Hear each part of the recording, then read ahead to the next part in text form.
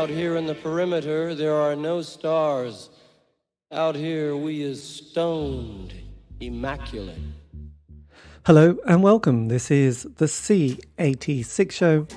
I'm David Eastaugh. As you know, we love a special guest. This week it's going to be the turn of the guitarist, musician Neil Clark, who's worked with such people as Lloyd Cole and the Commotions, and also with Chris Thomson and the Bathers, and many, many more.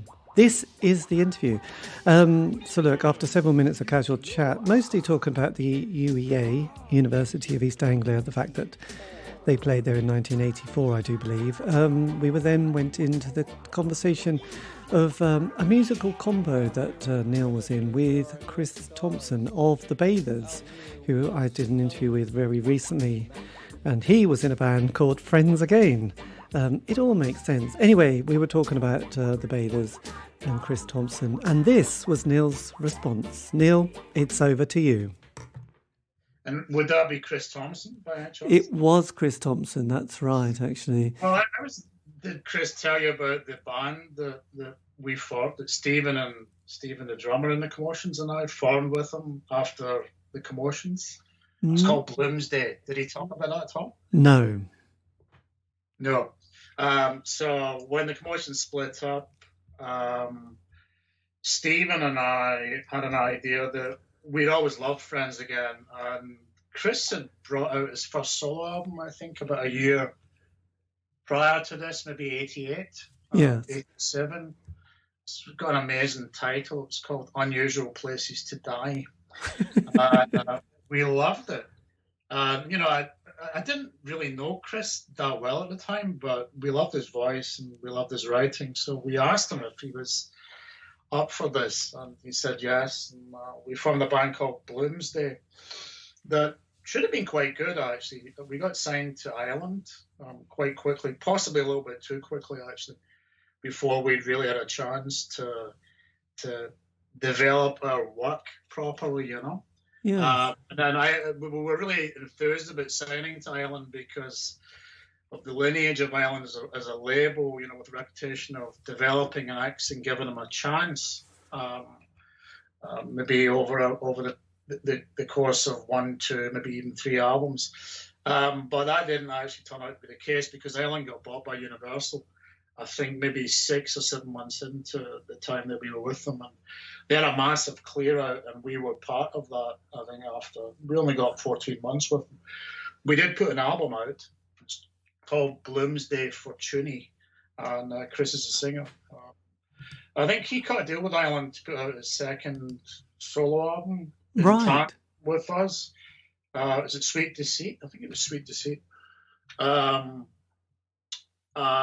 So that kind of worked out quite well for him, and I think he went back to Go Discs after it. I'm not entirely sure, but that's the story though. Yeah, I think he started on Go Disc, then there was Ireland, and then there's this German label called Marina Records.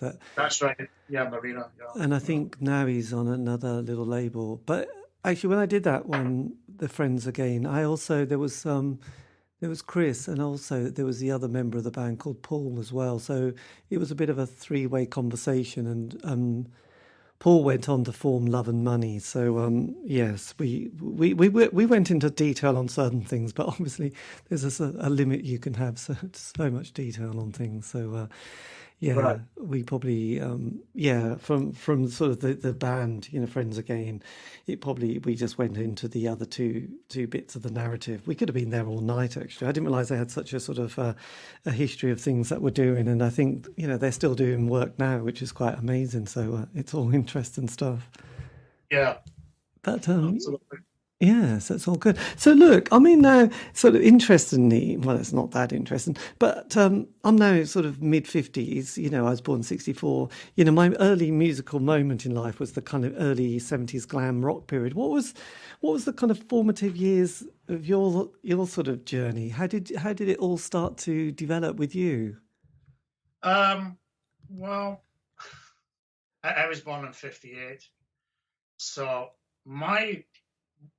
probably my first musical memory was getting a copy of She Loves You under the Christmas tree, which would have been 1963, and I would have been 5. And quite liking it, but it really clicked for me when a friend of the family took me. It must have been 18 months later to see A Hard Day's Night.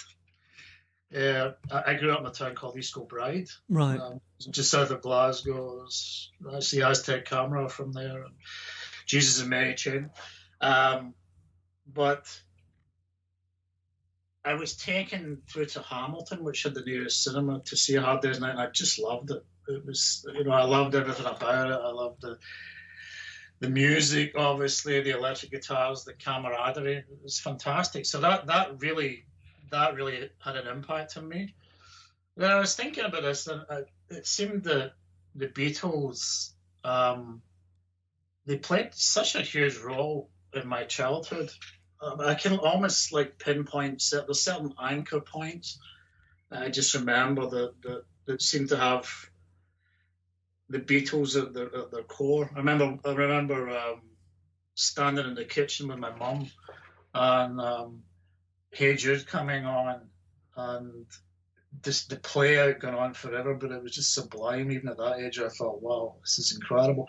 And my mum said, that's the new Beatles single. What do you think? It was incredible. So I think it was mostly at that time, through the 60s. It's kind of strange to be thinking. It seems so long ago, but in some ways not. Yes. I don't know if you feel the same, but yeah, so many of the points were in my primary school years were punctuated by the Beatles, Yes. Johnny Yoko's bedding and the activism, that really actually had an effect on me at the time. Prior to that, I guess Sgt. Pepper, Mystery Tour, and all the psychedelia.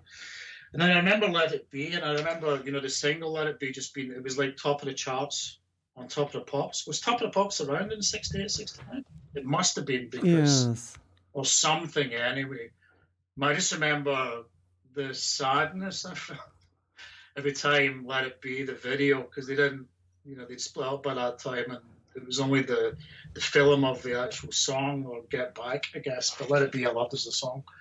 So that was a very sad thing. Yeah. Yes. Well, it's interesting because I suppose one of my first musical memories, because it was, as I said, I was born in 1964. So I spent a lot of time, as you do at home, being brought up in a village, working class family, being in the kitchen with my mum and the washing machine. It was one of those twin tub washing machines where there was a lot of performance going on and lots of kind of hot water bubbling away and pipes going from the taps to this, the machine that would sort of bounce around in the middle of the kitchen. It was there was a lot of domestic work that housewives used to have to do. And I can remember listening she'd have the radio 2 on, and there would be Jimmy Young in the afternoon, and he'd do this thing called What's the Recipe Today, Jimmy? And my mum would always be scribbling these recipes down on bits of paper and then putting them in the drawer and never probably looking at them again. But then I also remember there was a sort of a program it was called Cilla with Cilla Black. And there was a fantastic... Well, I think I remember that. Yeah. The song that they had was Step Inside Love. And I absolutely loved the drama and excitement of it. And then decades later, literally decades, I realised it was written by Paul McCartney and John Lennon, wasn't it? The Beatles. And I thought it kind of all makes sense, because you thought that's such a classy song. Obviously, Cilla did, all those Burt Bacharach numbers as well. But I do remember the thrill of that moment where it kind of kicks off, almost like, listen to Teen Spirit, really, decades later, really. It's a sort of change of key, isn't there? So it's interesting. And then in the 70s, my brother brought home, Sgt. Pepper. And I remember being mesmerised by that album. And especially there was a song called Good Morning on side 2, which I thought was just sublime, And it's interesting because it was probably about 73, 74. And the Beatles had felt such a thing from the past. And then I, looking back at that, thinking they'd only broken up about 3 years before that. But it seemed like another era, didn't it? That change of music and scene is quite interesting. Well, I think the 60s were just really fascinating. I wasn't old enough to really be cognizant, I guess, of all the politics and the social breakthrough at the time, but it was really fantastic. There's not been anything quite like since, I don't think. Obviously, when you're talking about the Cilla program and the Cilla song, I remember, was it Lulu that did the version of To Serve With Love? Yes. I thought that was fantastic. There were so many Bacharach songs, as you said, from that time as well. Yeah. Yeah, it's great. It's really interesting. Well, then we also probably started hearing, as I said, my mum would have Radio 2 on. You'd have the Carpenters and stuff like that. And again, those lyrics from the Carpenters, it's like they were amazing. I can see, as I often say to myself, probably in the cat, that if you like the Carpenters, you'd definitely like Joy Division and the Smiths, because those songs were so sad. And when you're about 8 or 9 singing along to them, or even younger, you don't quite realise what you're singing. But, when you say goodbye to love, no one seems to care if I should live or die anymore. They're on Radio 2, but you're thinking, God, Ian Curtis, Yeah. It's funny, I was listening, do you know the song Karen by Sonic Youth? Yes. Yeah, I was listening to that a couple of days ago. Like, I was watching something on Criterion during COVID time. Criterion's been, the Criterion collection is on, it streams in North America. I don't think it actually does in Europe or the UK yet, but it's been fantastic. And I was watching something. It was a Goddard film with Anna Karenina. They just had 5 songs in it, and they were all perfect. One of them was Karen by Sonic Youth. Ali Fakatari was another one. And it was just fantastic. Anyway, I don't want to digress too much. Yes. Well, it was interesting. I mean, digressing slightly, but there's a film out at the moment with John McEnroe, and it's filmed, and it's only just got this kind of amazing soundtrack with Sonic Youth in, because I think one of the members of the band recently realised, or sort of someone highlighted it to them, and it's kind of all this kind of real close-up of John McEnroe playing with this kind of very sort of, the noise of Sonic Youth, kind of lo-fi noise, but it kind of works perfectly. And obviously you kind of, I've completely spoilt it and don't do it justice, but when you hear it and see this, the image of John McEnroe and Sonic Youth music, it bizarrely works. So, yes, it was one of the guitarists who posted it on his Facebook page or some page. So it's worth checking out. But look... So diverse. So as the 70s progressed, it was kind of interesting how quickly the door of one decade finishes and then the other one kind of creeps open. How did you then navigate during the next period? Because obviously this is when you're probably starting to sort of develop a lot more at this stage. Well, in I think it was 70 or 71, my dad went as a mature student to art school, the Glasgow School of Art. And I think the way I remember it, or was told, that the Harry Wilson government brought in an initiative called the Special Recruitment Scheme or something like that in the late 60s because of the dearth of high school teachers or just teachers in general. And it gave mature students that perhaps had families a slightly higher grant to go get a higher education, with the provision that they became teachers at the end of it for a designated period of time, maybe 5 years, something like that. After that, they could do what they want. My dad had always wanted to go to art school, but as a working class boy from the East End of Glasgow, his father was a steelworker, that wasn't possible. For them, I think a step up was for him to get a trade. He became a painter and decorator when that was still a skilled trade. You learn all the thing, gold leafing, imitation marbling, all that sort of stuff. But he ended up just working in the yards in Glasgow, red leading the hulls of Clyde-built ships and painting houses. So when this opportunity came along, he went for it. He had 3 kids. Him and my mum had 3 kids. My mum went to teacher training college, actually. So they both, for this period, I think from 71 to 75, blimey, they were both students. Now my dad was a student at art school, so he would maybe, I remember a few instances where he would bring a cohort of hippie sort of students back to the house in Bride. Have a little bit of a party, and there would always be somebody with a guitar, some hippie with a guitar. And I would sit on the stairs and listen to them. And that, I think, in conjunction with the Beatles obsession, got me I said to them, I need to get a guitar. And eventually, I think after a lot of arm twisting, they bought me it possibly might have been from this guy that came in the house, a beat up old classical, which I promptly put steel strings on. Right. I don't know if you're a guitar player, but you put steel strings on a nylon strung guitar, the neck's going to last like a month maybe before it begins to warp and bend because it can't take the tension.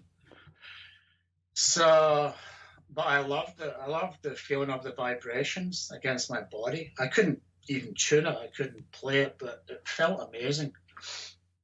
So my next task was to try and get them to buy me a steel-strung dreadnought, folk guitar, which I managed to get them to do. And I persevered with that. Persevere's probably the wrong word. I annoyed the hell out of them for about 6 months because I was just determined just to be kind of freeform about it and make noise. And it was driving them nuts. So eventually they said, you have to go for lessons. And I was very resistant to this because reading the Melody Maker, it seemed like all my guitar heroes at that time had been self-taught. And I thought, well, why can I not teach myself? But they insisted, and a friend of the family knew a young guy who was a guitar teacher across the other side of town. And they basically press ganged me into it. They said, you got to do this. If you want to keep on going, you have to learn how to tune it and you have to learn how to play it. So I reluctantly signed up for a month of lessons with this guy. Dave Finlay was his name. Mm-hmm. I remember trudging up to his house in the west of Scotland, driving rain some evening, thinking, fuck, I don't want to do this. This is like, why are they making me do this? And he lived in a high rise, and I get up the lift and I, knock on his door, ring his doorbell. He opens the door and he takes me in his little studio area, and I see an orange combo. It's an orange amp combo, and a Gibson 335 on a stand in the corner, and all his music, and I'm like, this is going to be okay. Yes. So okay, what do you want to learn? I said, well, I want to learn how to be a blues player. I said, well, I can't really teach you the blues. That's something that you'll come by that if you really want to. But I teach music, and I guess I have a bias towards jazz. He said, but don't worry about that because blues is the root of jazz. So, we'll go through that and we'll get to some point. I went, okay, that sounds good. And he had another question for me. He said, have you seen anything have you heard anything recently that you'd like to learn? I said, well, I think I was watching Top of the Pops that night. I said, I said, well, I'd watched Top of the Pops and I saw Thin Lizzy play Whiskey in the Jar. He picked up this beat-up old classical that he had. He used as a teaching guitar. And he instantly just played the intro to Eric Bell's intro to Whiskey in a Jar. And that was it for me. So I was like, this guy's amazing. This is great. I stayed with Dave for 3 years. He taught me to read chord charts, but he taught me about harmony, and he taught me, I would say, how do I play a C major 9? And he would say, well, we've done all that, like, you tell me. He said, I've shown you some shapes, but what he really tried to do was teach you how to build chords yourself and understand how things came into being harmonically, which was a really, really genius approach, actually. Yes, and this was all during the sort of this was more mid 70s, I guess. No, I think this would have been 71, 72. Right. Yeah. So this is quite early. Yeah. This is very early. In a jar, I think. Was that it? It must have been. That's my recollection, anyway. But yes. I certainly started going to Dave 72, I think, at the latest. Yeah, I was 13. And I stayed with him for 2.5, 3 years. I guess, yeah. And were you, at that stage, were you sort of picking up on sort of the musical, like changes that were happening during the 70s with sort of glam rock and then sort of a bit of heavy metal and then prog rock? Yes. my friends were all listening to Electric Warrior at the time, and I could appreciate this was a really interesting sound. It was great. Alice Cooper, which actually looking back on, that band was fantastic. What an incredible rock band. But yeah, I was becoming infected by prog rock, and I started going to a lot of concerts. The first concert I went to was in Glasgow Green's Playhouse. Everybody in the West Scotland knows Glasgow Apollo and what it was called before that, the Great Green's Playhouse. And man, that was just fantastic. I went to my first concert at 13. It was John Mayall, supported by a prog band, a really great prog band actually called Matching Mole, who had Robert Wyatt playing drums. This was just before his accident. Yes. Fantastic drummer. I love Robert Wyatt's work these days and subsequent to that as well. It's just incredible. But yeah, that was a really interesting first show. Yes. So it was just a couple of months later I saw Slade with Status Quo supporting them. Blimey, that was very... Just before Status Quo. But Slade were fantastic. They were a great rock band. Yeah. After that, I just went down, whatever was coming on, like what's coming to the Playhouse, let's go and see. The first big prog band that I saw was Yes, and I saw the Fragile tour. Not at Playhouse, at Glasgow Kelvin Hall, which was just fantastic, actually. It was great. I think I saw Yes a couple of times after that. I definitely saw the Topographic Oceans tour. And I saw so many other prog acts. King Crimson, the Larks, Tongues and Aspic tour with Jamie Muir, percussionist, and Bill Burford. Etc. Yes, because most people always go, oh yes, we saw Roxy Music and then we saw David Bowie, and so those are the bands that most people mention when they talk about sort of that period in Scotland. I guess there must have been quite a lot of a tour around that stage. Well, I loved Bowie and Roxy, and I remember when the first Roxy album came out, and Peel was playing it for months beforehand. So when people started buying it, I remember going into school and everybody had a copy of the first Roxy Music album. I was like, I already heard that like 6 months ago. It was fantastic. I did love it. Yes, it was kind of, well, I suppose it was interesting because it was Fragile. Was that the album which had Heart of the Sunrise on at the 10-minute track at the end? It may well have been. Yeah. I just Roundabout was definitely on Fragile. Heart of the Sunrise, I'm not too sure. Yeah, because maybe Close to the Edge. Yeah. Because my brother, who was 7 years older than me, he was really into prog rock. So I've got a bit of an appreciation, love of prog rock, because during that period I would sneak into his room and play these records that he'd said, whatever you do, don't come into my room and play those records. So obviously when you're very young, you sort of sneak in, and was kind of mesmerised both by the album's sleeves and artwork, obviously Roger Dean, but then there was that kind of period of I did see Greenslade as well, by the way. I'm talking about Roger Dean. Yeah. Oh, classic, yeah. But yeah, so Close to the Edge and Relayer and Topographic Oceans and Fragile were fantastic. And then there's a few Genesis albums, but then there was also Wishbone Ash and Barclay James Harvest as well crept in. But bizarrely, the solo work of Rick Wakeman is something that I have embedded in my brain, which I used to play constantly as about a 10 or 11-year-old, which I thought was fantastic. King Arthur King Arthur, Henry VIII. And I remember it well. I do. Yes, it's good. I think the prog rock band that I couldn't really understand at the time, if you could even call them prog rock, but that I now think were quite fantastic, were Soft Machine. With Robert Wyatt.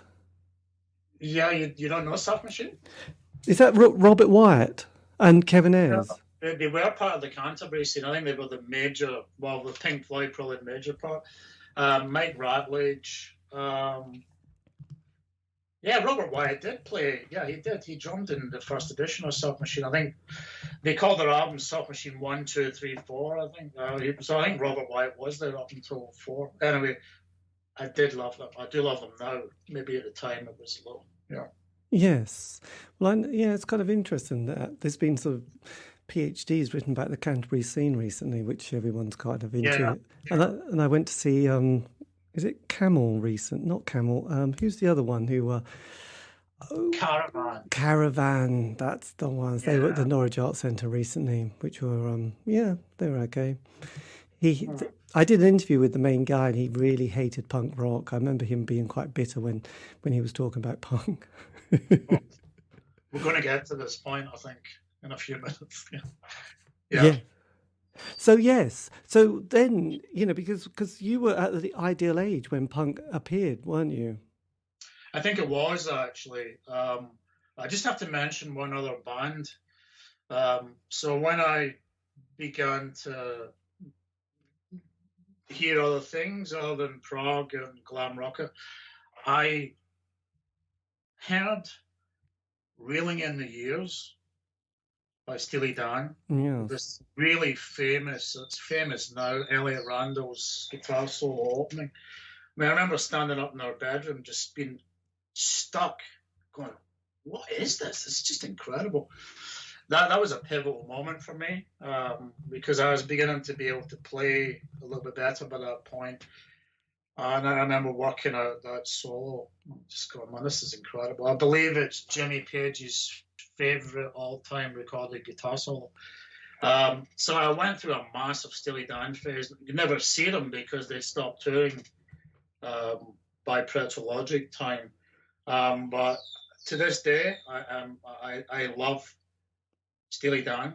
The first 6 albums, Gaucho, that I can't. Gaucho leaves me cold, but right up to Asia, I can even name them. Can't Buy a Thrill. What about Katie Lied? That's the logic, but Katie Lied, yeah. Classic, yeah. So were you, because from your parents' your description of your parents, did Randy California and Spirit come into your consciousness at all? Sorry, could you? I was saying, because of your parents and their sort of art, being at art school, was Spirit in the work of Randy California, with that album 12 Dreams of Dr. Sodonigus, did that come into your kind of orbit at all? It didn't, actually, not. No, I mean, I know the work, but at the time, no. There was a guy across the road. I lived in a little cul-de-sac of a street in East Kilbride, just a few families, and one of my pals in the street had an older brother who had the most amazing record collection. So whenever Martin was out, we'd sneak up into his room and look through all his hundreds and hundreds of albums. So I would have seen all that stuff then. I mean, I remember some of these covers. Yes, absolutely. Yeah, Weasels Rip My Flesh, Santana Abraxas, blah, blah, blah, blah, blah, blah. Yeah. Nice one. So then, obviously, being a serious musician at this stage and having guitar lessons with a person, how did then, when you heard the Ramones and the Damned and then obviously the Sex Pistols, what did that sort of do to your sort of musical consciousness? Well, I think, again, I do remember the first time I heard God Save the Queen. I'd read all the reports about them in Melody Maker, and I thought, oh, this is... I don't know about this, but I was in East Kilbride Town Centre, and I think it was Tony Blackburn. You know how the Radio 1 DJs used to go out and do broadcasts from towns around about the UK? And I think it was Tony Blackburn, and he was playing God Save the Queen full volume outside the forum area of East Kilbride, and I thought, well, this is incredible, but it just sounds like Won't Get Fooled Again to me. I was like, this is just Townsend. Or Chris Spenning, and I bought into this idea that Chris Spenning must have played all the parts in that because it just sounded so monumental, but of course it's not. That had a big effect on me. But the band that had the biggest effect, I was watching some BBC Two live concert and it was XTC during white music time. Right. And I think I turned on when they were playing This Is Pop right at the beginning. And I just thought it was amazing. That XTC were my interface into post-punk. Because when I heard Andy Partridge playing these McCoy Tynery, distorted chords, quarto harmony, which is what he's doing, it's like, this is fucking amazing. I love this, you know. It's like, this is it. This is actually really, really great. It's timely and it's necessary. So that XTC White Music, and to a less extent Go-To, the follow-up, they were my interface into post-punk and new wave. Yes, absolutely. And McGeer, who was from the Glasgow area, shot by both sides and sung from under the floorboards, just incredible guitar riffs. Yes, because as the 80s progressed, well, no, before they progressed, we had 79 was Thatcher got into, to power, and then sort of seemed to be there ever since, 97. Yeah. And then, then that early period of the 80s was kind of grim for a lot of people. So unemployment was quite the thing, wasn't it? And so we had all those kind of schemes and government, the Enterprise Alliance scheme and such like. So a lot of the bands that I've interviewed from the 80s, had that year or so sort of unemployed. And I can remember that feeling that, it might not work out, so you might just be unemployed for a very long time. So that sort of encouraged a lot of kind of bands a lot of people to sort of, be unemployed, not really worry about the stigma of it. And then, obviously, as the cliche is with the 80s, getting a single, John Peel playing it, and then the John Peel session, which gives people that little bit of a kind of incentive to keep going to the next month or the next stage. So how did the 80s develop for you as a sort of musician and as a person? Well, I started going to Glasgow School of Art. Same course, same tutors as my dad, actually, ironically.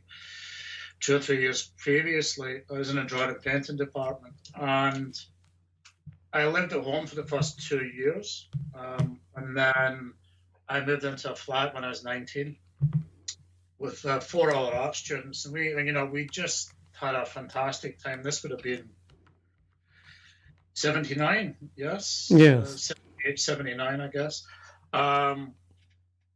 We just, we had a great time. We smoked a lot of spliff. We listened to Steel Pulse, Handsworth Revolution, Talking Heads, 77, more songs about buildings and food. XTC, the only ones. It was fantastic, really, Yes, because by then we'd had the post-punk period, which was exciting, but then things had started changing. There was Simple Minds, there was U2, Julian Cope Band, and then there were those. I suppose 83 was quite a moment, wasn't it? Oh, there's been Orange Juice, because then sort of 83, the Smiths come along, and sort of it's a bit of a game changer, really, from the world of independent music. So did that, because you formed your first band in the early 80s as well, hadn't you? Well, actually, I should mention is when you were talking about social conditions at that time and being on the dole. It was when I graduated from art school. I immediately looked for bands to play with, and I answered an ad, I think in the Glasgow Evening Times, and I met Alan. So I met Alan McGee. Oh, Alan McGee! God, this is great. So Alan and I were in a band. I think Andy Innes was in the band, but he was definitely in the next one because Alan and I decided maybe this wasn't the right unit for us. We got on really well, and we decided to leave and form our own band with Andy Innes, with Andy and a couple of guys. And the band was called Newspeak. So I remember I've read some. It's kind of ironic, really, but I've read so many interviews with Alan over the years. We're not in touch anymore. I haven't seen him for maybe 15 years. Last time I saw him was here in Toronto when he was DJing. But one of the interviews, because remember Tony Blair tried to get him involved at the time with mixed results. Alan's I think he's totally right here. He always contended that it was being on the ball and having that resource that really was such a big help for a lot of bands. And I think that's true. For all of us, you need time to develop.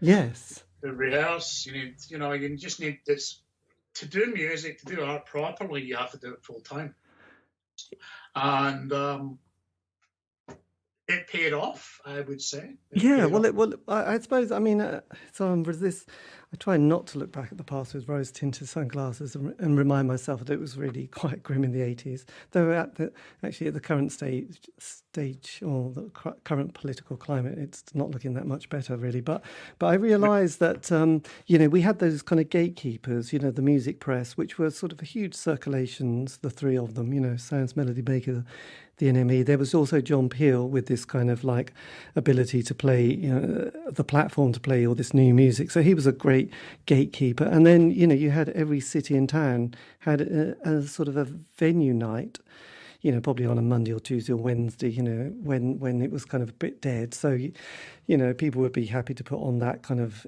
indie night or whatever it was in the 80s. Norwich was called the Wild Club with an E. So people had the chance to go and play live in front of a crowd of people, which weren't their friends and family and anybody else they could emotionally blackmail to go and see them. So it kind of gave everyone that a bit of apprenticeship to sort of see, A, if they like it, and B, because obviously it's quite hard work, really, isn't it, when you realise what's involved with being in a band and touring. So, but it just kind of gets you out, and you mentioned Alan McGee. I mean, he started his kind of musical moment with various bands and then a fanzine and then doing that sort of venue in London, the Living Room, and then sort of the record label with such people as the Jasmine Minks and then, Momus as well, and quite a lot of eclectic people. So it was kind of extraordinary, and there was all these kind of little indie bands, and some made it. And bizarrely, doing this show, I'm just boggled how many bands there have been, actually.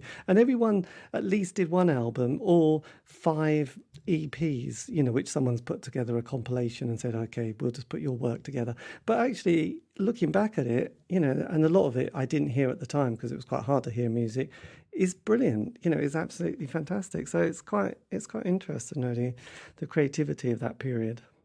Yeah, absolutely. Yes, I know. Uh-huh. So after your Alan McGee experience, which is always very exciting. Sorry, I didn't quite. I said after your Alan McGee, moment, and obviously, you both stayed with music more than just stayed. Really, you had a huge kind of impact on the music scene. What was the next phase in your life? Well, I moved to Edinburgh in 1980, I think, for a couple of years. And that was just a bit of a hiatus. And I played quite a bit in Edinburgh, but I saw some great shows. I remember seeing the Associates very early on, who were absolutely fantastic. So it was an interesting time. I came back to Glasgow at the end of '82, I think, and I had a friend that I'd grown up with in East Kilbride called Douglas Muirden. And Douglas owned a Porter studio. He had a Tascam 4-track. And I remember going round to his flat one night and he played me some demos that a pal of his had recorded, just 3 songs. I was just blown away. I was like, these are incredible. These are some of the best things I've ever heard. And it was Lloyd. So he said, he's looking for a bass player and a guitar player. I should hook you guys up. And that's how that came about. Yes, amazing.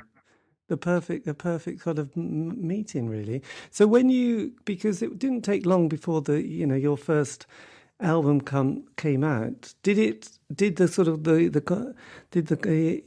the outfit sort of bond quite quickly? Well, it actually took some time, David. It took all of 1983. So we had a year. And in actual fact, we were still finishing Rattlesnakes when we were in London. for the initial sessions with Paul Hardeman. But we wrote the core songs in 1983. We wrote, I co-wrote "Are You Ready to Be Heartbroken" and "Rattlesnakes" with Lloyd. We had "Forest Fire," we had "Perfect Skin," and we had "Patience." So we had this core fulcrum, and I think that's what you always need.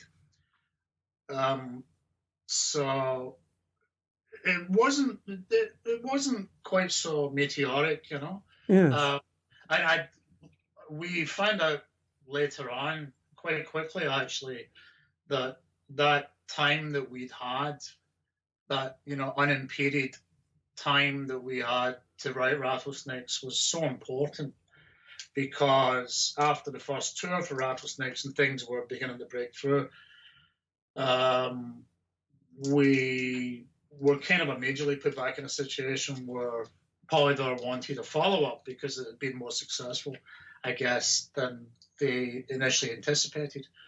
And, we had to cram. It was a different experience. And, we still contend to this day that it maybe wasn't quite so successful, although Easy Pieces did provide, I guess, the most successful songs for Lloyd Cole and Commotions. Yes, absolutely. And was that period, did you sort of sense, a bit like, in the 60s, they must have got that moment where you're thinking there's a lot of interest in music happening at the moment. And did you sort of pick up on that kind of indie zeitgeist that started to happen in the 80s with, people like, obviously the Smiths had happened in 83, and then you had the June Brides and the June Bride and the Go-Betweens and bands like that. And, just like every week, when you look back now at those kind of the indie charts and you sort of look at what was kind of happening and what was coming out and who was touring, you're thinking, it seemed like a very creative time. Was that filtering back into the band and what you were doing? I don't think it was filtering into the band in a stylistic way. I think that we felt that we had a pretty good handle on what we wanted to sound like.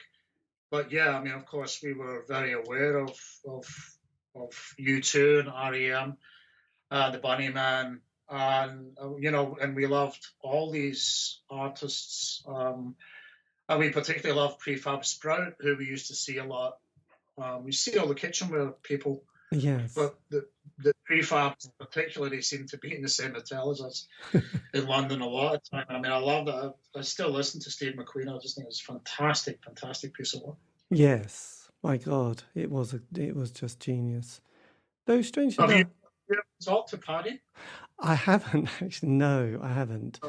And that would be a joy, because I always felt, to be honest, remember, this is the days of vinyl. I didn't know side 2 as well as side 1 of that album, which I feel a bit embarrassed to admit, especially, because side 1 was it had all the, such a classic. And I did go and see them live on that tour, and, they were stunning. Though now I listen to it, the production feels a little bit, I wish the production was quite slightly different, if you know what I mean. Some of the 80s, it seemed a bit, I don't know, of its time, really.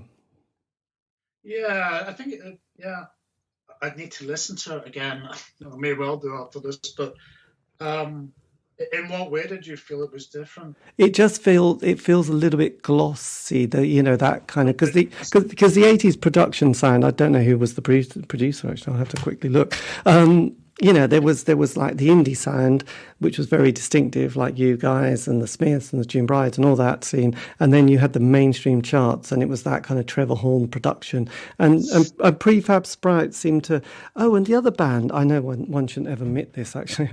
Talk. I often listen and think, oh my God, that production is just quite over the. It's so 80s, isn't it? If you listen to Talk, which I know everyone's, it's like everyone loves Talk, but I find that quite. It seems a bit like, kind of wish. Because David Bowie, there was 2 albums he did in the 80s after Let's Dance, and they got remixed because obviously someone said, it would be really interesting to hear them without that 80s vibe. And actually they sound really different, some of the tracks, and it's like, oh yeah, this is much better. If only David hadn't sort of, got carried away so much during that period. But, it's David. Yes. No, absolutely.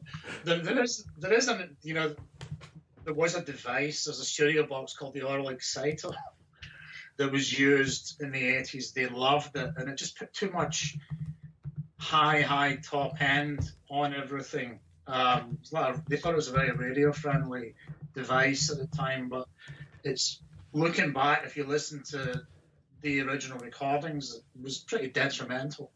When we had a chance to remix Rattlesnakes for the box set, it was night and day. I mean, the remix that we were able to get done is so much better. There's no oral exciter on it. It's just fantastic. So that's, to some extent, I think is what you're talking about. But talk. Yeah, I mean, when you get to Life's What You Make It, I think they were getting a little bit more experimental by that time. But Laughingstock and prior to that, Spirit of Eden, they're such immense pieces of art. Yes. In my opinion. Yes. Well, interesting enough, Steve McQueen was produced by Thomas Dolby. I remember that. Yeah, so yes, he was the man at the moment. So did you, I mean, obviously with a lot of bands, you know, no one, I mean, I suppose you have the ambition you're going to go beyond, you know, just playing in front of your friends and family and anybody else you can emotionally blackmail to see. But then, you know, occasionally, you know, people hit the big time and you start to sort of get some traction. How did it feel with you and the band and developing as a musician and as a a creative person and sort of, because obviously an artist or writer is on their own, but in a band you've got that dynamic and suddenly you've got this kind of amazing relationship, which can be quite interesting. How did it feel, or how did it form with the Lloyd and the Commotions?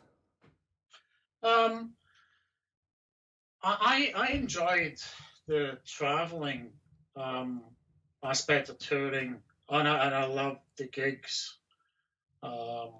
I think most people that have experienced this usually end up saying that there's so much waiting time and holding time. That's what you need to learn to manage. I mean, you get better at that as you get more experience, but I think the first tour for Rattlesnakes, they put us out for 6 weeks around the UK. And I just think that we were so high in the possibilities of success that nothing else really mattered, that we were able to just enjoy it as the neophytes that we were really at the time. Yes. Later on, I think when expectations get higher and you realise you're in a business, it can cause some tensions. And I think, you know, people have different individual artistic aspirations that sometimes maybe they feel are not being fulfilled. And I think that happens in every band. It probably did with us laterally. No, I enjoyed touring. Yes. Well, I enjoyed the topography of it, the geography of it, the cultural aspects of it. It's fantastic. It's a remarkable opportunity, actually. Well, I would imagine. And, you know, because you obviously co-wrote the kind of the classics that we've come to love, like Rattlesnakes and, you know, Are You Ready to Be Heartbroken? And then on the second album, you did, I'm just looking. Yes. I can tell you. Lost Weekend. So what was can you remember the processes of how those came together? Well, no, we really had, it was very rushed during Easy Peasy's time. I certainly remember how Lost Weekend came together. The other two co-writes of mine, which I think were Pretty Gone and Minor Character. I don't really remember them so much, but we all had Porter studios. So the beginning of each recording session, like right at the inception, you would just get together with all your Porter studio tapes in the studio and listen and go, is this good? No, it's rubbish. Chuck that out. You know, eventually you hone things down. But last weekend, I was playing something that sounded a bit like Feeling Groovy. Just a very basic chord sequence. It's a 1-6-4-5.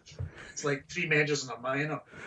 There's so many songs written with it. And I think I was playing an arpeggio. It literally sounded like Feeling Groovy. And Lawrence said, "Oh, that's really great. You know what would be really good with that? Like the rhythm from The Passenger." Right. That's how we wrote Last Weekend. Yes. Mm-hmm. Nice. You know, obviously there's tons and tons of guitar lines that I wrote afterwards. It doesn't sound very much like either of these songs, although you can definitely hear the Passenger rhythm in there. So that was under duress. That song had to be written quickly, and it's ironic that that it was a hit. Yes, very ironic. Yes, it's interesting because I did an interview with Hunt Sales, who was the one, the drummer in the band for The Passenger, and obviously he's fiercely proud of it, but also a bit upset that he doesn't have any songwriting credits or anything on it. So, it leaves a sort of bitter taste in people's mouths, doesn't it, for the band who kind of added the iconic bits in it. But well, it can do, and I think quite justifiably a lot of times, But yeah. Because then you then work with the super producers who I remember Elvis Costello had worked with them on Let Them Talk, Clive Langer.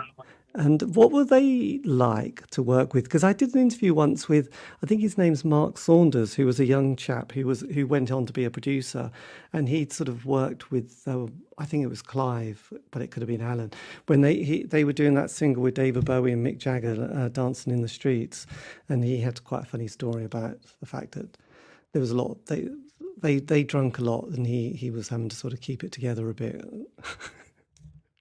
I don't remember any of that at all.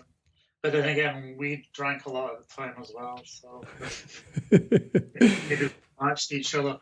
No, Clive and Alan were great, and I remember Mark, by the way, very well. Also, I think Stephen Irvine, the Commotions drummer, still keeps up with Mark. Actually, he saw him quite recently.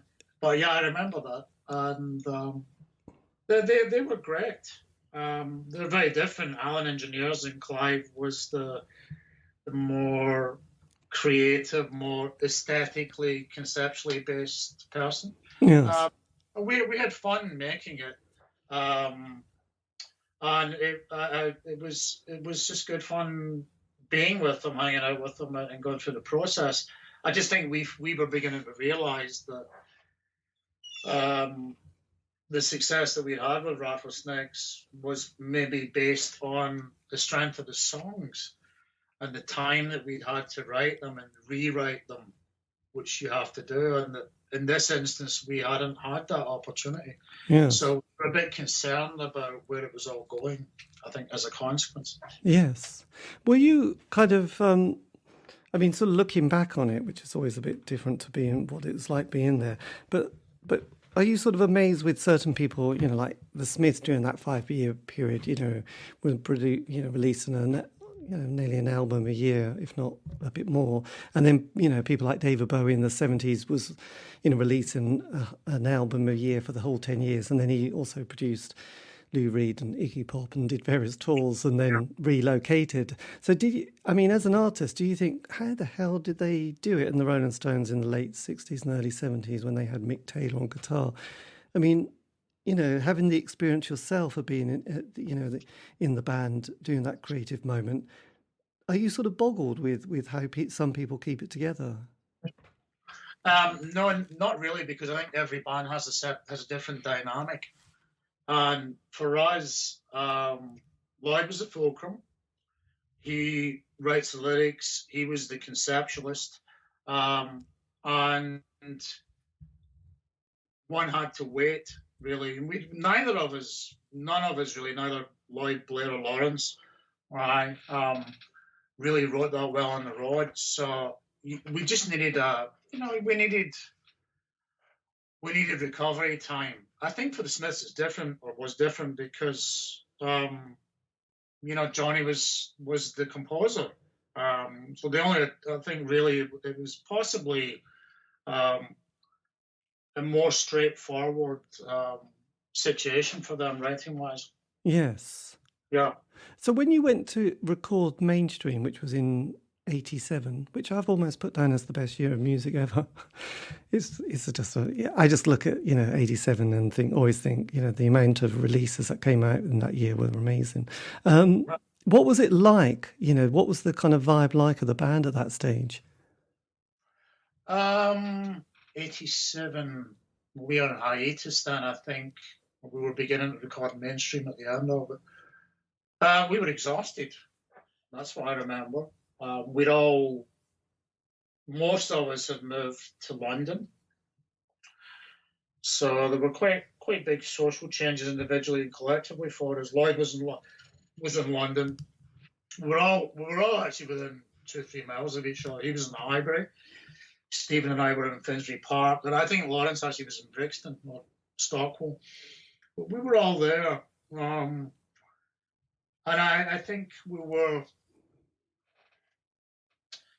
were adapting to life in London, and adapting to the fact that we were, I suppose, quite successful. And it was a strange time. It was really good, actually, in a lot of ways.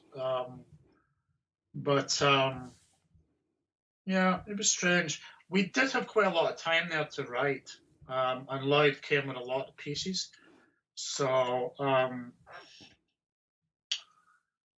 think it ended up being largely, in the end, the process was a little bit more like Rattlesnakes.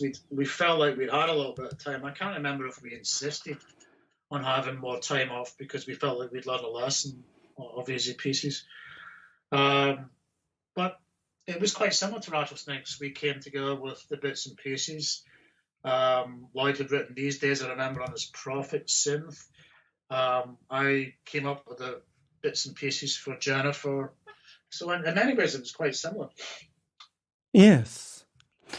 Jennifer said, that's a classic intro, isn't it? That's, the first bit. Did that come together quite straightforward? Because that's always been one of those very confident sort of introductions. Yeah, I wrote that in my Porter studio. I can't remember exactly when. I was in Glasgow. So I don't know whether it was, excuse me, possibly written in my parents' house in East Kilbride. It wasn't in London. I came up with a riff. Do you want me to play it for you? It's the guitar here. I came up with a riff, and the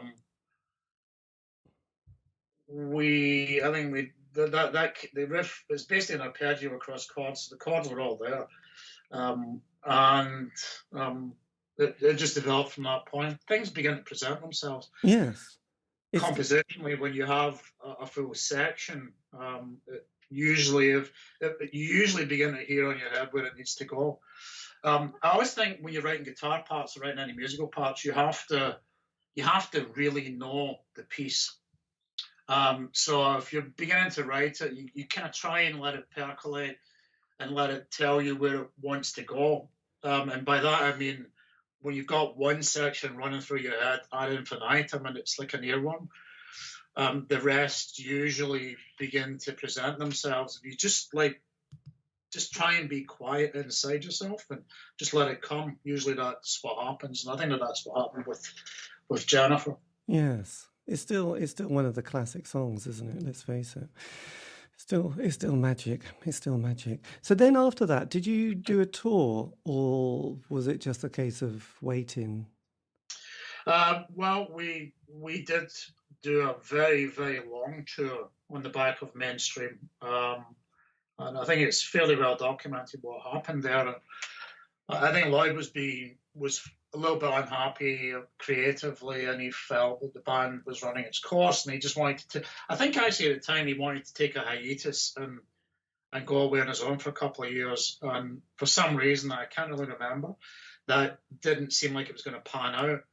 So in the end, we had to do this tour in more or less full knowledge of the fact that at the end of the tour, the band would be no more.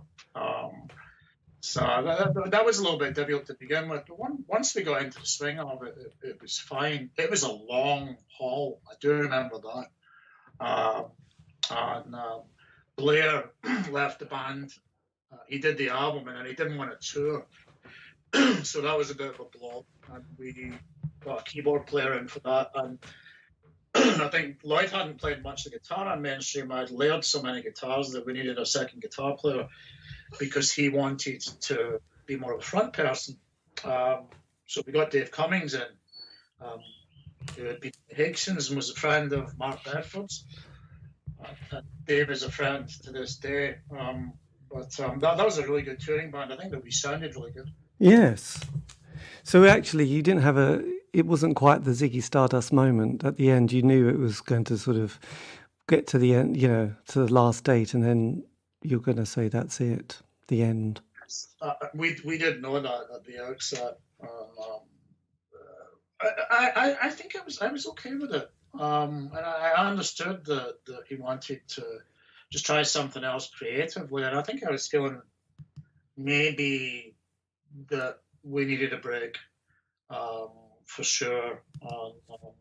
A hiatus would be a good idea, and as it turned out, that wasn't actually what happened.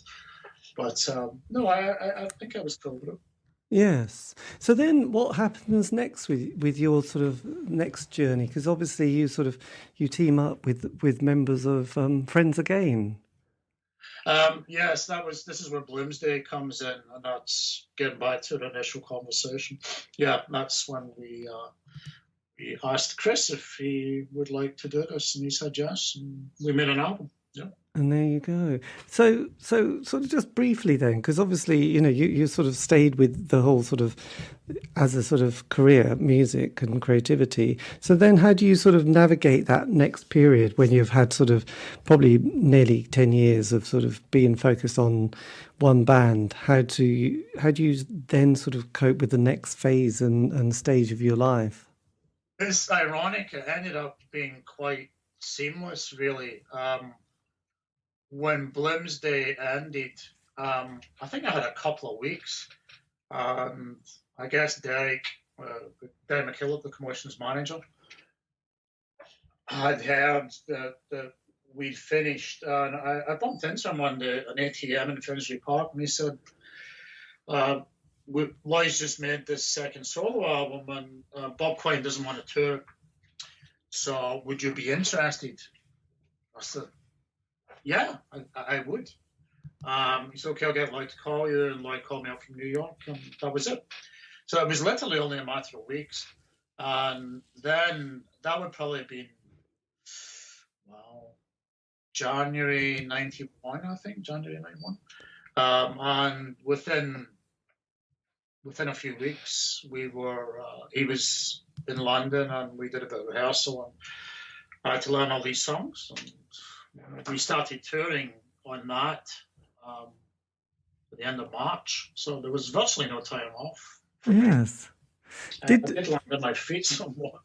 Did you was it the case that the dynamic did the dynamic suit the with the relationship with Lloyd? Was it just a lot easier with him being a solo artist and not being part of a band with other members, just knowing where they stood in the scheme of things? No, I don't think so. Because there's always a dynamic in any situation. There have been in the Commotions, and there is with every touring band. So I wouldn't say so, but yeah, it was undoubtedly probably easy for us to pick up where we'd left off. And, we both gone away and done things, and it just seemed like a good time. It was really an education to learn Bob Quine's guitar parts. That was just fantastic, Yes, absolutely. And then, but you also, you play on various solo albums, don't you, as well, during the 90s? Yeah, I did. So we did the tour for Don't Get Weird on Me, Babe. And that ended at the end of 91. It was a long tour. It was cool. We had Grant and Robert from the Go-Betweens, Robert Foster and Grant McLaren from the Go-Betweens were on the bus with as they opened. That was cool. And we had Bobby Vickers, who was the bass player in the Go-Betweens, was actually the bass player in our band there. So there was a little bit of a hiatus after that. I went back to London. And 92, we began to send me bits and pieces for the album that was to become Bad Vibes, and that was the first one that we did together. And I think, I was still in London at this time, so I flew through to New York to do the recording sessions. Yes. For Bad Vibes at the end of November, December 92. And that was the first solo album of Lloyd's that I actually played on. And I played on most of the rest of them up until Antidepressant for about 10 years. Yeah. And was it quite an education? Because obviously you're sort of playing, with various different members, but also different producers. Like, you'd worked with Stephen Street, who'd had his kind of big moments. Well, he was still having his big moments in the 90s, but obviously it started with the Smiths and Morrissey. So were you kind of aware of those kind of connections with different people and what you sort of meant within the musical kind of life, I suppose, of what the Smiths had meant, what the work you did with Lloyd Cole and the Commotions meant in the 80s, and then you sort of working with different people who sort of go on to work with other people. I suppose it's like, I'm trying to sort of talking about the sort of, I don't know about the holistic, but all the connections that kind of get made. I just wondered how that starts to influence you as a creative person. You mean meeting other people? Like, I think it can often be quite peripheral. I mean, I do remember meeting Steve because Stephen Street did some of the production on Love Story, so that's jumping forward on the album. And Chris Hughes was involved in that. We had met Chris previously, the first time during the Mainstream sessions, and he came. Chris came back to actually. He was the executive producer in the original sessions, the initial sessions for Love Story, which we did in New York. We put a session band together, and it was a great band. Sarah Lee played bass, and we rehearsed for about a week. But I think we felt, and Chris, who had really the executive say-so, felt the songs weren't quite ready at that point. So that he ended up getting I remember he got a monumental flu in New York. He was really sick, and he had to fly home. And these things just coincided with. He just felt, wow, I don't think he's quite ready either. So I'm going to go. And I think he said to Lloyd, let's just regroup and see where this goes. So when the session started again, I think Stephen was on board, and it's interesting. Yes, absolutely. I get more. Chris is fantastic. He's unbelievably creative, erudite artist who happens to be a producer. That's how I would describe, his situation. He's incredible. So yeah, I mean, I think And when and fantastic, And as the 90s progressed, obviously you sort of realised what had happened to Anna McGee and Creation Records and the sort of the rise of Britpop. Did you sort of bump into Alan again during that period, or were you aware that Britpop was so much about the sort of the people who probably went to see you in the 80s? This was the so-called children who sort of taken the baton and had suddenly found themselves hitting the mainstream in the charts and on top of the pops. Well, I was really aware of that. I was living in Toronto by that time. I moved to Toronto 93. So yeah, I read the papers, listened to the music. I was fully aware of that. I remember going down to New York to Lloyd's apartment, and he played me Modern Life is Rubbish. And we were like, oh, this is fantastic, So, yeah, I was very aware of all that. I didn't see Alan for decades, actually. I think I bumped into him a couple of times outside Polydor at the very, very early days of creation, and we, have a chat, a bit of a catch up. But I didn't really. I had no contact with him, and I don't really, to be honest. But I did see him probably 15 years ago. That's the last time I've seen him. So we haven't really kept up. But I was obviously completely aware of what was going on, and his successes with creation and Bobby Gillespie, who I, of course, remember from that time, and Andy. Yes, absolutely. That must have felt amazing that you'd all sort of grown up together in the same sort of neighborhood. Yeah, it was a bit. It felt a little bit ironic. It was. I think when you're living through it, you don't view it from that perspective. I don't think at all. I mean, Aztec Camera were from East Kilbride, and they were playing the same sort of places as Newspeak. There's a place in the south of Glasgow called the Doon Castle that I played with Alan and Andy, and Aztec Camera were there. But I didn't really know Roddy at that time. I don't actually. I've met him a couple of times. Jesus and Mary Chain, that was obviously through Alan McGee connection in creation. So yeah, I don't know. It was strange because I don't know if you know East Kilbride, but East Kilbride is like the Milton Keynes of Scotland, so it seems it's a slightly incongruous place. But yes, I can't speak for them, but I just wanted to leave. At the time, I appreciate it now. It was a great place actually for kids to grow up. But when I went to art school, I was very happy to go. Yes, absolutely. And then you relocating to Toronto. What was the kind of reason for that kind of massive move in life? Well, I met a woman at the end of that 1991 tour. We got on really well, and she tried to come out to London for a while. Couldn't get a work permit. So I'd been to Toronto a couple of times on tour, and it was one of the North American cities that I'd always thought, it could be really interesting to live in. So when the opportunity came up, it seemed like something worth trying. Yes, absolutely. I am to this day. It's good, and you obviously music's always been the sort of thing, and you're still doing it. So you've done 2 solo albums, Sundogs and Second Story as well. So what was it like putting those together and sort of releasing them? Sundogs particularly, that was a labor of love for me. And I didn't think anybody would like it. And actually, to this day, I didn't do a lot of work around about that. It's true, but I do still stand by that work.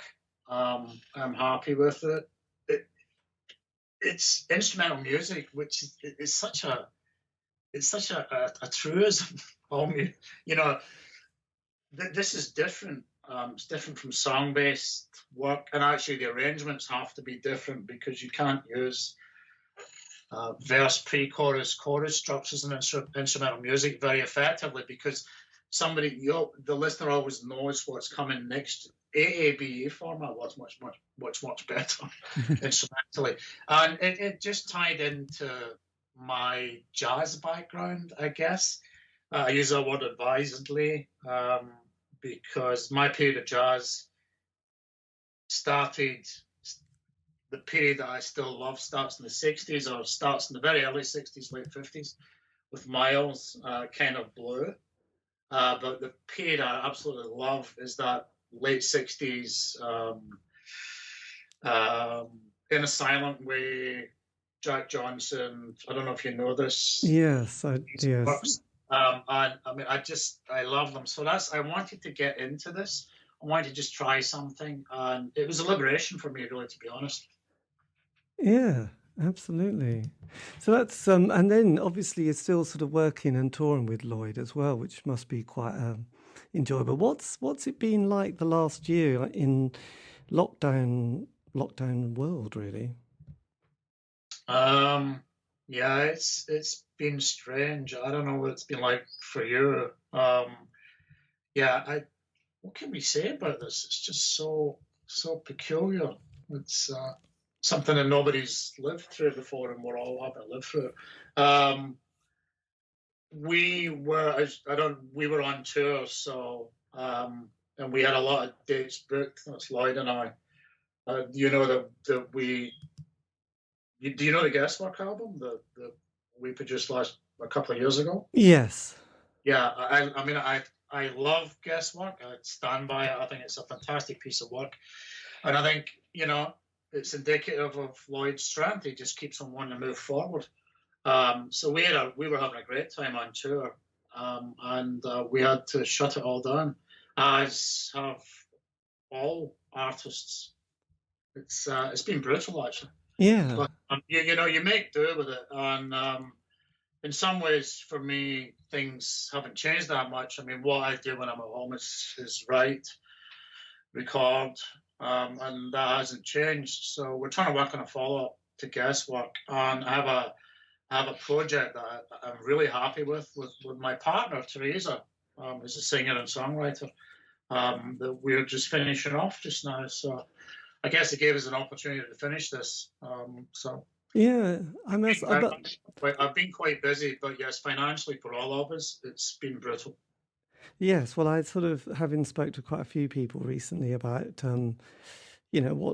what's been happening. I think most people have really struggled. I remember just as lockdown happened, Hank Wangford, who I was interviewing, was just like he just got the work together, released it, and it was like this happened, and he was just feeling like just so deflated. And quite a lot of people, I think it was about the timing. I think anybody who had planned last year to sort of put the album out, do a tour of some description, and then not being able to do any of it, just have left them completely, winded, really. And I don't know, it's a difficult one, because I think the enthusiasm, it's the kind of dream that everyone has, it'd be great to have some more time just to sort of, not be so rushed. And then it's like, oh, actually, I didn't really want it to be quite like this. It wasn't what anybody really needed. So I think it's been, I don't know, it's discombobulated everyone, hasn't it?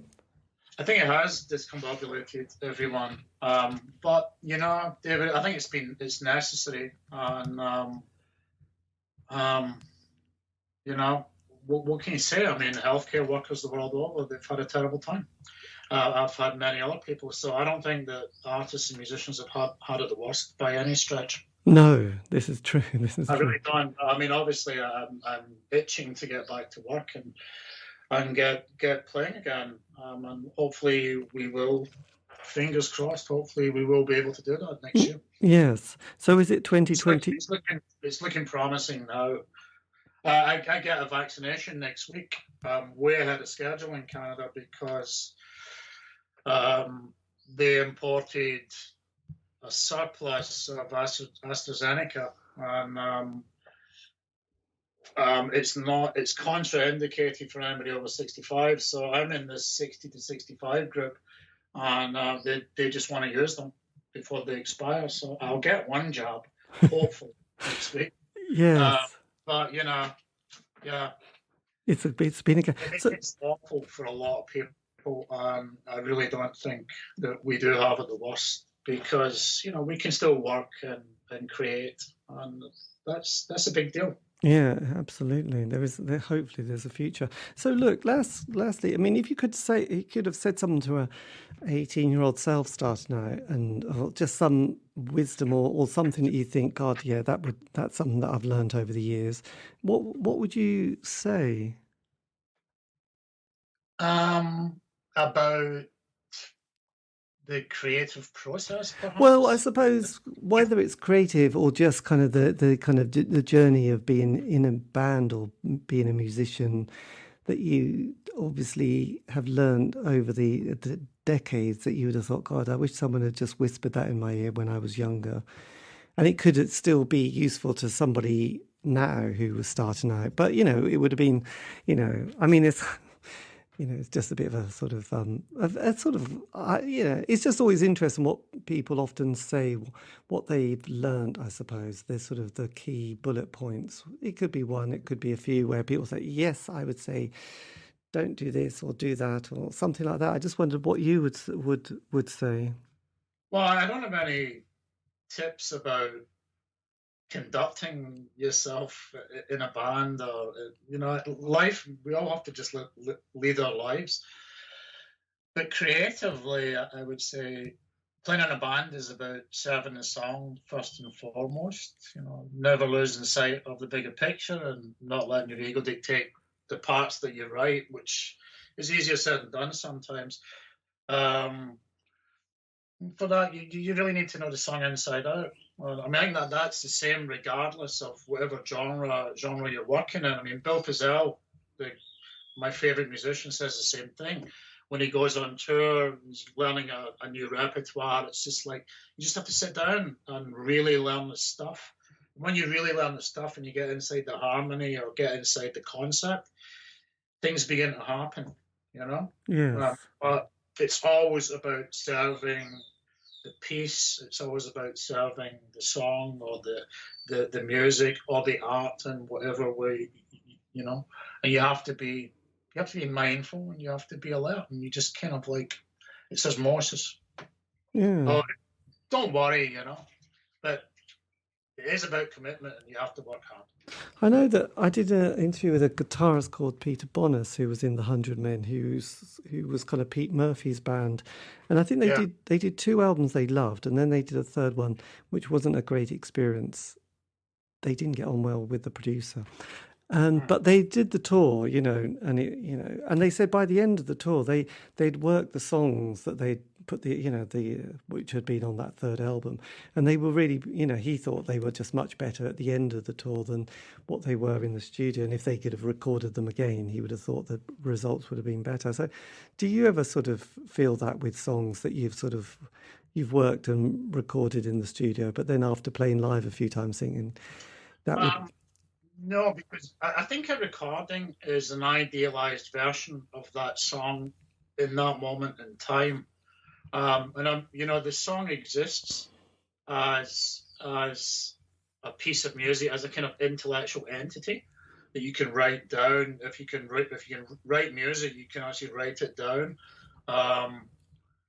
And given that that's the case, I think once you've made the recording, you just let that go, because that's it. It's like that little snippet in time. But the song remains, or the work remains, and it can always be redone if you want to do that. I mean, there's so many ways you can do a song.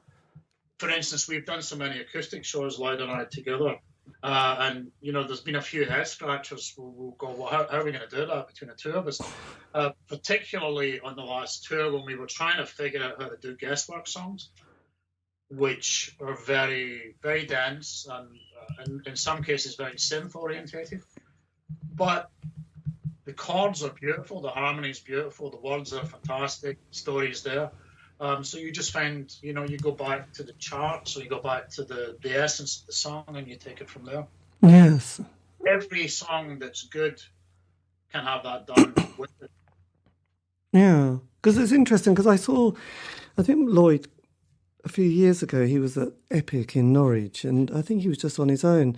But he was, he did some quite interesting chat and banter between songs. I remember him sort of singing some of his earlier songs from the 80s and sort of having to kind of own up that he's a bit embarrassing about what you sort of wrote and sung about in the 80s when you were young, and then trying to do them live decades later when you're, older men, really. Do you ever sort of find yourself cringing at some of those sort of lyrics that were written? Because obviously with Guesswork, that was written 2 years ago, which obviously going to be a bit different to what you wrote in the 80s. Do you often sort of slightly sort of cringe at some of it?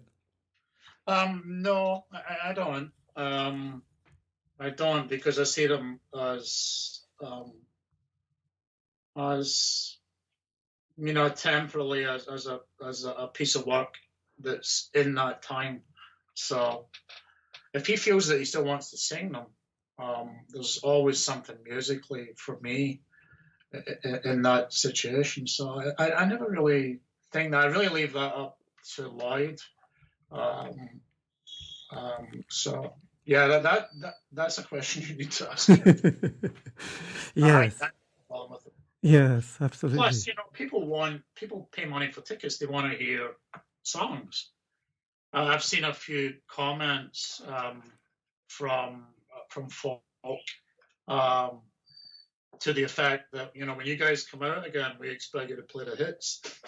And I totally understand where that's coming from, particularly after what we've all been through. Maybe nostalgia is able to transcend itself, or will be able to transcend itself. I think so. It becomes a celebration. No, it's cool. It's cool. It'll be fine. That's brilliant. Okay.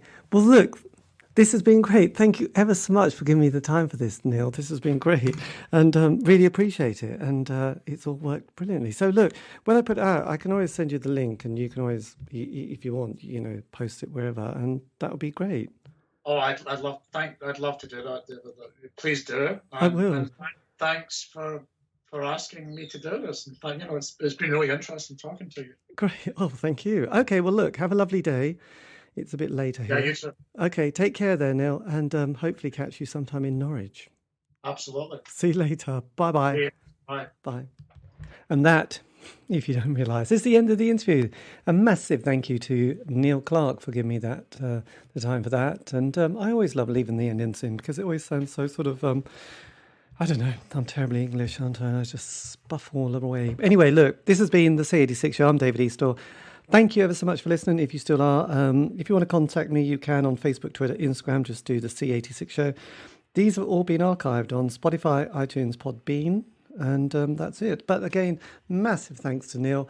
And anyway, tune in again. There'll be more. Stay safe.